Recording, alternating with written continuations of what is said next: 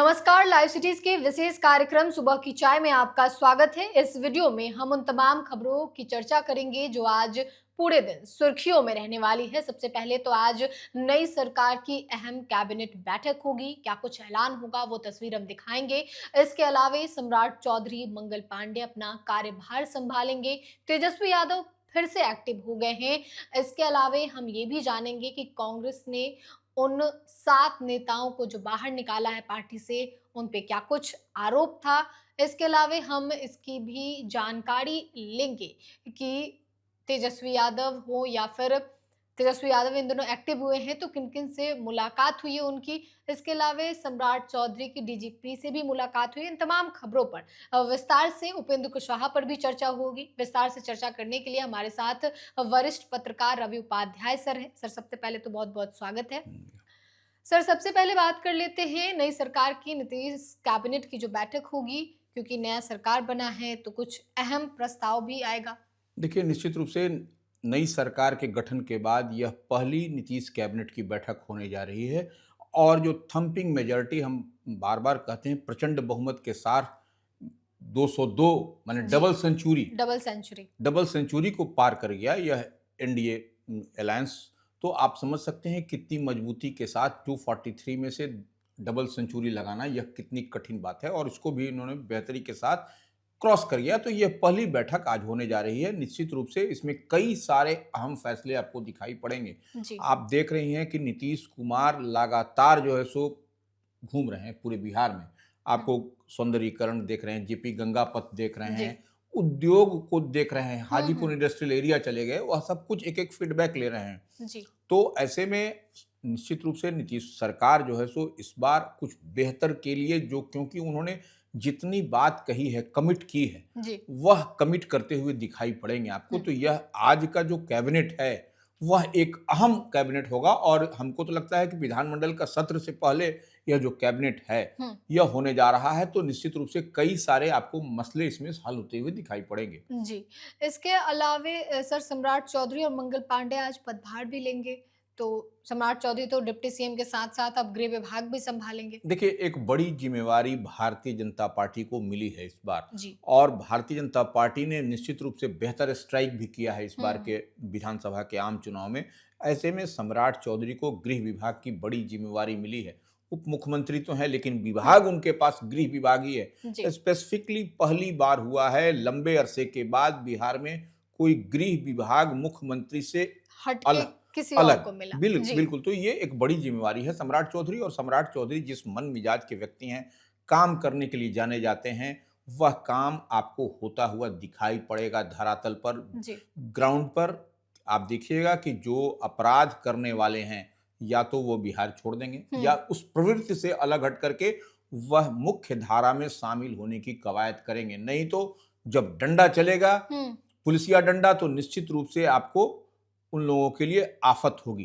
जी, तो जी। ये ऐसे में आज जो है सो सम्राट चौधरी गृह मंत्री का पदभार भी ग्रहण करेंगे, जी। कार्यभार भी सँभालेंगे जी। और उसके बाद वह एक्शन मोड आपको जो हम बार-बार कहते थे एक्शन मोड, तो वो एक्शन मोड में सम्राट चौधरी गृह विभाग, पूरा पुलिस महकमा आपको होता हुआ दिखाई पड़ेगा। जी। नंबर 1। नंबर 2 बात है कि आज मंगल पांडे जो बड़े और कद्दावर चेहरे हैं भारतीय जनता पार्टी के, वह भारतीय जनता पार्टी के प्रदेश अध्यक्ष रह चुके हैं। लगातार स्वास्थ्य विभाग उन्हीं के पास में जी। रहा जब भी एनडीए की गवर्नमेंट रही। जी। तो आप इस बात को समझ लीजिए कि सम्राट चौधरी भी स्वास्थ्य महकमा, जी। जो एक इम्पोर्टेंट महकमा है, जैसे शिक्षा, स्वास्थ्य, यह सब मूलभूत जो सुविधाएँ जी, होती जी। है, वह सरकार कितना करती है और अंतिम पायदान पर बैठे हुए व्यक्ति तक वह रोशनी पहुँचे, स्वास्थ्य लाभ मिले, तो यह एक बड़ी चुनौती तो होती है। तो जो मंगल पांडे उसको फुलफिल करते हुए दिखाई पड़ते हैं। आप पिछली सरकार में भी देखिए, इस बार भी देखिएगा कि आपको तमाम तरह का ब्लूप्रिंट उनके पास में है, मंगल पांडे के पास। तो उस ब्लूप्रिंट पर खरा उतरेंगे और उसके लिए आज वह 12:30 बजे स्वास्थ्य विभाग की का कार्यभार ज़िम्मेवारी सँभालेंगे, नंबर 1। जी। नंबर 2 बात उनके पास में है विधि विभाग, लॉ जी। डिपार्टमेंट। यह भी अपने आप में बड़ा इंपॉर्टेंट डिपार्टमेंट है। तो विधि विभाग में भी वह शाम को 4 बजे पदभार पदभार मंत्री ग्रहण का ग्रहण करेंगे। करेंगे। सर, इसके अलावे ये तो बात एनडीए की हो गई। अब बात करते हैं तेजस्वी यादव की, जो कि काफ़ी दिनों से मीडिया से मुखातिब नहीं हो रहे हैं, एक्टिव हो गए हैं, नेताओं से मुलाकात कर रहे हैं। देखिए, निश्चित रूप से आपने देखा कि बीते दिन जो है सो वह आईपी गुप्ता, जी, जो महागठबंधन इंडिया ब्लॉक में पार्ट एंड पार्सल हैं, उनसे मुलाकात की, क्योंकि उससे पहले दीपांकर भट्टाचार्य जो भाकपा माले के जी, राष्ट्रीय महासचिव हैं, उनसे आईपी गुप्ता की मुलाकात हुई थी। और आईपी गुप्ता से तेजस्वी यादव नेता प्रतिपक्ष जो एलओपी हैं, लीडर ऑफ जी, अपोजिशन हैं, उनसे मुलाकात हुई और कई सारे मसले पर जो बातचीत चर्चाएं हुई हैं। जी। हार जीत अलग विषय है। हुँ, हुँ। देखिए, जो परीक्षा देता है वही पास करता है, या फेल फ़ेल कर करता पड़ता है, है। जी बिल्कुल। सर। तो ये इस वो मसला अलग है, लेकिन बिहार के विकास के लिए, लोकतंत्र के लिए अपोजिशन भी मजबूत होना ज़रूरी जी, है। आप केंद्र की बात करिए या स्टेट की बात करिए, तो ऐसे में निश्चित रूप से तेजस्वी यादव एक बड़ी लकीर खींचते हुए दिखाई पड़ रहे हैं। और उनके साथ आज जो सो बीते दिन फिर आप देखिए, जी, पूर्व केंद्रीय मंत्री और राजद के कद्दावर चेहरे अली अशरफ फातमी से उनकी मुलाकात हुई और जी, उनके साथ में संगठन से लेकर के चुनाव मसला और अन्य तमाम बिंदुओं पर उनसे लंबी बातचीत हुई जी। अली अशरफ फातमी से तेजस्वी यादव की। तो यह निश्चित रूप से आपको तेजस्वी यादव कुछ करने की कवायद पर है, क्योंकि देखिए, हार करके और घर बैठ हुँ, जाना हुँ। यह कतई उचित नहीं है हमारी समझ से। जी, जी। यह जीत हार होगा और तेजस्वी यादव युवा हैं, अभी तो उनको लंबी पाली हुँ, खेलनी हुँ। है। हुँ, हुँ। तो इसलिए वो चूकेंगे नहीं, हम जहाँ तक देख, और अगर चूक जी, जाएँगे तो फिर आगे आने वाला समय जी, और टफ उनके लिए होगा, जी। क्योंकि सामने एनडीए बहुत मजबूती के साथ, बहुमत के साथ है। हाँ, बहुमत भी है और बहुत मजबूती के साथ सब उनके पास में ब्लूप्रिंट है। जी। तो ऐसे में तेजस्वी यादव को भी उससे काउंटर करना है, उससे लड़ना है, तो हुँ। मजबूत आपको किलाबंदी करनी पड़ेगी एनडीए की। जी, तो तेजस्वी यादव को मजबूत होना पड़ेगा। उसके बाद सर कांग्रेस ने 7 नेताओं को पार्टी से बाहर कर दिया है। मामला टिकट खरीद-फरोख्त का बताया जा रहा है। नहीं, देखिए, वो निश्चित रूप से आप चुनाव के समय से ही यह मसला चला आ रहा है। जी, कांग्रेस के कुछ ऐसे, देखिए, हर दल में इस तरीके के कुछ लोग होते हैं, तो कांग्रेस में भी ये 7 नेता थे जो कि टिकट के नहीं मिलने को लेकर के सवाल खड़ा कर रहे थे जी। और कहा जा रहा था, उन्होंने आरोप लगा दिया था कि टिकट में खरीद-बिक्री हुई है। हुँ, तो ये इसी बात को लेकर के प्रदेश अध्यक्ष या ऐसे कह लीजिए सेंट्रल लीडरशिप से हरी झंडी मिलने के बाद जी, ऐसे 7 नेताओं को बाहर का रास्ता कर दिया गया है और 6 साल के लिए कांग्रेस से निष्कासित कर जी, दिया गया है। ऐसे आपको एक चेहरे हैं, आदित्य पासवान, पूर्व अध्यक्ष रहे हैं, शकीलुर रहमान, जी, उनको वह भी पूर्व अध्यक्ष रहे हैं। इसी तरह से राजकुमार शर्मा जो पूर्व अध्यक्ष थे, उनको भी निकाला गया है। जी, राजकुमार राजन जो पूर्व अध्यक्ष थे, इनको भी निकाला गया है। कुंदन गुप्ता, यह भी पूर्व अध्यक्ष थे, इनको भी निकाला गया है। इसी तरीके से श्रीमती कंचना कुमार, इनको भी निकाला गया है। हुँ, हुँ, इसी तरीके से रवि गोल्डन, इनको भी निकाला गया। तो ऐसे 7 चेहरे हैं जिन पर कार्रवाई हुई है, इन पर गाज गिरी है, कांग्रेस ने गाज गिराया है। देखिए, चुनाव हारना जीतना अलग बात है, लेकिन कहीं न कहीं पार्टी के अंदर बैठ कर के, मिल बैठ के बात होनी चाहिए, ना कि पब्लिक डोमेन में और प्रेस और मीडिया के बीच। जी, तो जी, ये लोग लगातार सदाकत आश्रम, जो कांग्रेस हेडक्वार्टर है, वहाँ पर धरना प्रदर्शन कर रहे थे। जी। तो ऐसे में निश्चित रूप से यह लग भी रहा था, दिखाई भी पड़ रहा था, कुछ न कुछ इन लोगों पर कुछ होगा और ऐसे में आपको कांग्रेस ने कार्रवाई कर दी है इन लोगों पर। जी सर।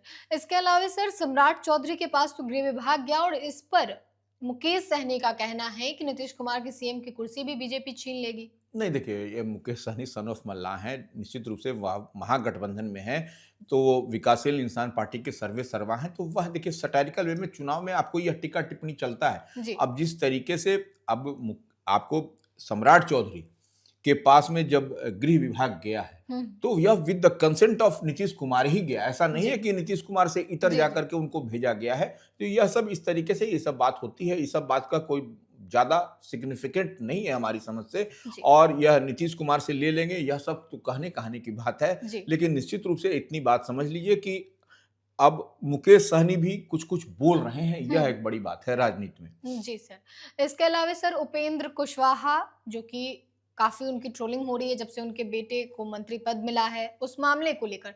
तो अब उन्होंने फिर नीतीश कुमार को याद करके कुछ कहावतें जो हैं वो दोहराई है। नहीं, देखिए, ट्रोल तो देखिए हमेशा कोई भी आदमी, कोई भी नेता को ट्रोल किया जाता है, यह कोई जी, बड़ी बात नहीं है। उपेंद्र कुशवाहा राष्ट्रीय लोक मोर्चा के राष्ट्रीय अध्यक्ष हैं, जी। पूर्व केंद्रीय मंत्री हैं, उनकी पार्टी, वह भी देखिए बुरे वक्त से भी दौर उनका गुजरा है। हुँ, हुँ। उनके पास एमएलए नहीं था, उनके पास एमपी नहीं थे, जी। वह उनकी पार्टी देखिए आरएलएम से पहले, राष्ट्रीय लोक मोर्चा से पहले हुँ। आरएलएसपी हुआ करती थी। जी, जी। तो वो अब देखिए उनके विधायक बने, वह किधर से किधर भाग के चले गए। जी, एमपी मेंबर ऑफ पार्लियामेंट हुए, वह भाग के इधर। तो यह निश्चित रूप से यह एक सबक है उनके हुँ, हुँ। लिए। तो ऐसे में निश्चित रूप से जो उन्होंने किया है, तो वह आप अगर यदि उस चश्मे से देखिएगा तब तो आपको सब कुछ दूसरी तरह दिखाई पड़ेगा। जी। तो उपेंद्र कुशवाहा इतने परिपक्व हैं, इतने मैच्योर्ड हैं और राजनीति लंबे समय से, लंबे अरसे से कर रहे हैं, तो इस बात को वह बेहतर समझ रहे हैं कि हमको कहां पर स्पेस किसको देना है। तो अब उनके पुत्र को जब बनाया गया है तो वह, अब देखिए, कई तो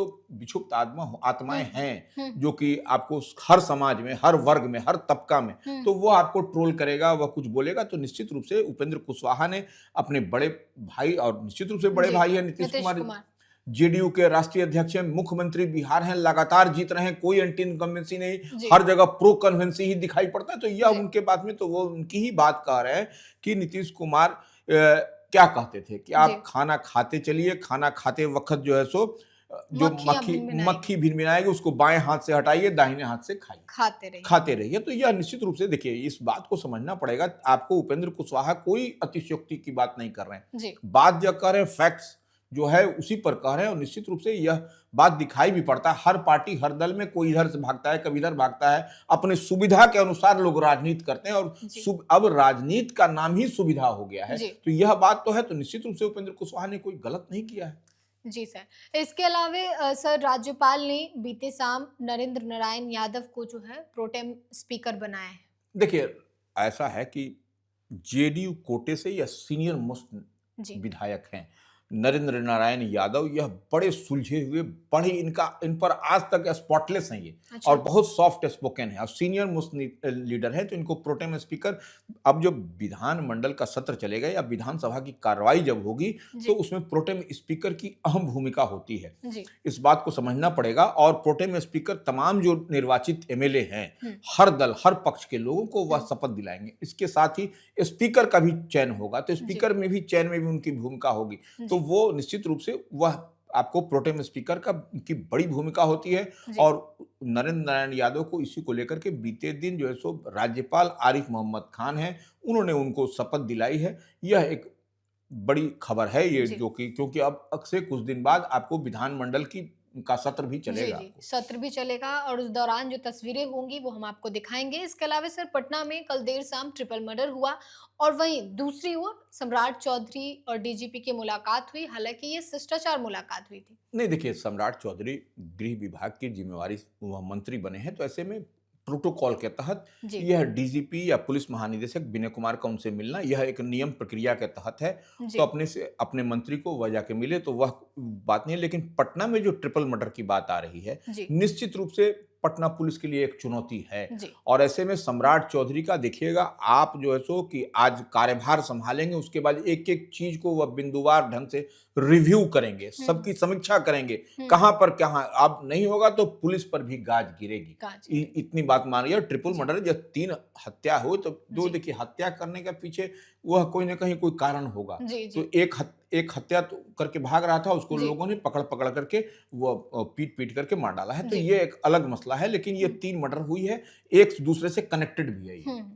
तो ट्रिपल मर्डर में आगे क्या कुछ कार्रवाई होगी वो हम आपको बताएंगे। इसके अलावा जो विधानसभा का सत्र चलेगा वो तमाम तस्वीर दिखाएंगे। अब आगे देखना होगा कि उपेंद्र कुशवाहा आगे कौन सा बयानबाजी करते हैं। इसके अलावा आज सम्राट चौधरी और मंगल पांडे अपना कार्यभार संभालेंगे, वो तस्वीर भी हम आपके साथ साझा करेंगे।